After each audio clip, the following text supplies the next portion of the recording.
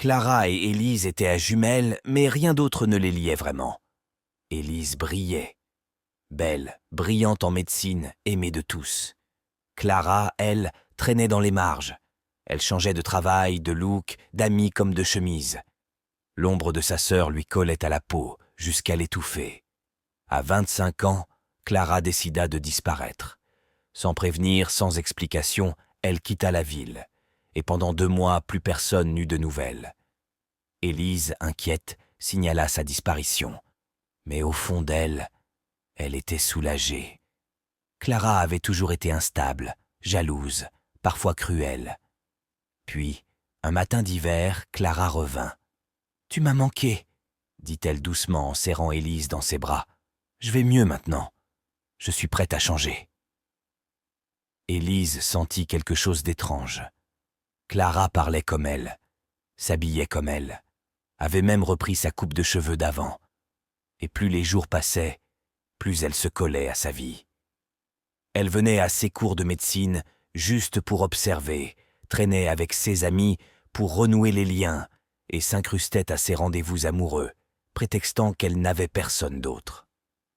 Une nuit, Élise se réveilla attachée à un lit, dans une chambre blanche. Des hommes en blouse la regardaient avec méfiance. « Vous êtes Clara Lefèvre. Vous avez fait une crise psychotique. »« Non !»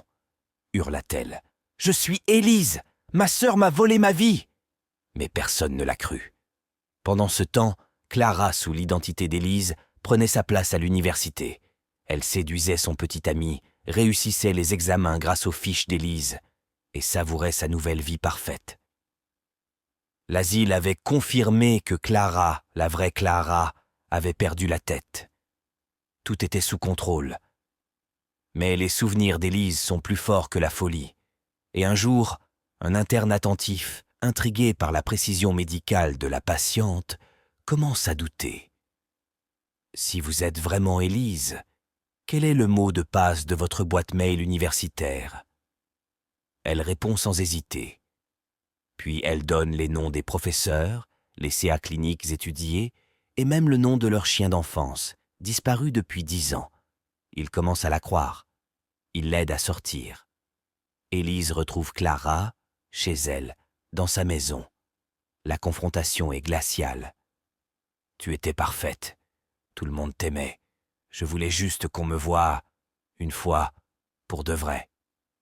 Tu m'as détruite, Clara, et je vais te reprendre ce que tu m'as volé. » Clara recule, mais derrière elle, une voix s'élève.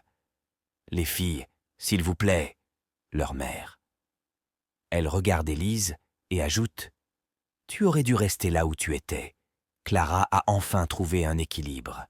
Élise comprend. Sa propre mère l'a trahie. C'est elle qui a signé les papiers d'internement.